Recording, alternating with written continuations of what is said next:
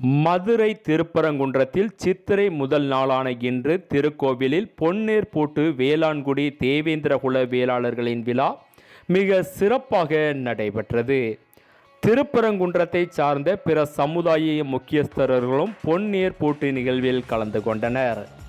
மதுரையை தலைநகரமாக கொண்டு ஆட்சி புரிந்த பாண்டியர்கள் காலம் முதலாகவே திருப்பரங்குன்றத்தில் திருமுருகன் திருக்கோவில் நிலத்தில் அருள்மிகு கருப்பசாமி விநாயகர் கோவில் முன்பாக கீர பச்சரியை பூர்வீகமாக கொண்டு வாழ்வாங்கு வாழ்கின்ற தேவேந்திரகுல வேளாளர்கள் 4 வகையாரா வழிவந்த வாரிசுகள் 4 ஏர்கள் பூட்டி முதல் உழவு தொழிலை தொடங்குகின்றனர்.